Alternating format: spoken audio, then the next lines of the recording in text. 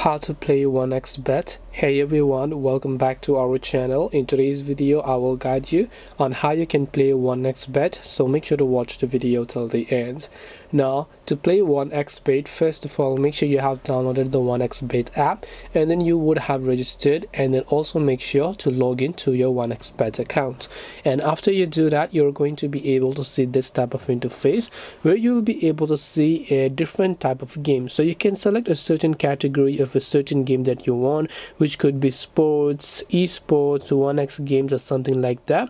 Depending upon where you want to bet on, just select that particular bet that is actually open here, and then once you have done that, you can simply select draw, yes, and whatever else, and then you will be able to play that particular game. If you come back, you should also be able to see a list of other games that are available, which you can then use to bet it. Just make sure that you have your payment details entered correctly, and you'll have successfully enabled 1xbet, and you will be able to play them.